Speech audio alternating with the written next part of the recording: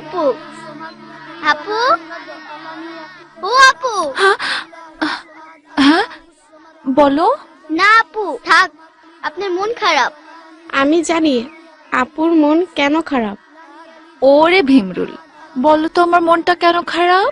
আমাদের আসলাম ভাইয়া জেলখানায়, তাই। হ্যাঁ তাই। তোমরা বসো, হ্যাঁ আমি আসছি।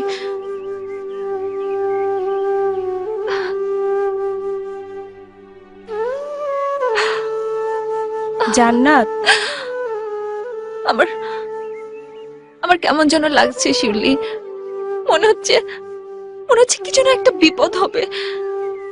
আমি আমি কি করব শিউলি? আমি কি করব? ধৈর্য ধর জান্নাত, ধৈর্য ধর।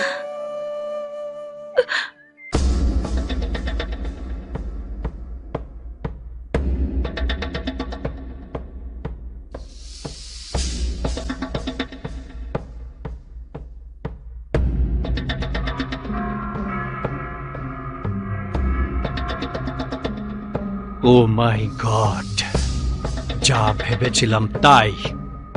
ও তো জঙ্গি ইফতেখার। শুনছেন চাচা, এই আসলাম সে আসলাম না, এ বলে হুম। ইফতেখার, জঙ্গি ইফতেখার। আমিও তো হেঁটেই শুনলাম। ও হেলাল শুনছস কি? নূর মোহাম্মদ সাসের বাড়িতে যে আসলাম হয়ে হে নাকি জঙ্গি ইফতেখার। আমিও শুনছি, হ্যাঁ নাকি রাস্তা পলাই আইছে। কি আজব ঘটনা, আমগাঁও গ্রামে জঙ্গি ঢুকে গেছে। কে কইবে একজন মানুষের ভিতরে আরেকজন মানুষ বাস করে? কারে কেমনে বিশ্বাস করমু? হ্যাঁ, ওই নূর মোহাম্মদ চাচার বাড়ির আসলামও নাকি জঙ্গি? না না, আমি এসব বিশ্বাস করি না আব্বু। আসলাম কিছুতেই জঙ্গি হতে পারে না। আপনি তো আসলামকে দেখেছেন, আপনি তো চিনেন তাকে। আপনার কি মনে হয় আসলাম এরকম কাজ করতে পারে? আমারও তো মনে হয় আসলাম ভালো ছেলে, কিন্তু চারিদিকে লোকজন যেভাবে বলাকওয়া করছে, আপনি বরং কাল ওর সাথে একবার কথা বলেন। আমার ধারণা আসলাম সবকিছু আপনাকে খুলে বলতেও পারে।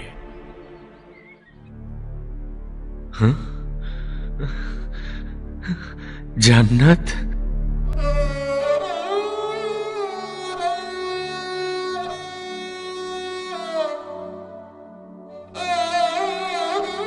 কেমন আছেন? জান্নাত ছেড়ে জাহান্নামে আসলে মানুষ যেমন থাকে, আমিও তেমন আছি।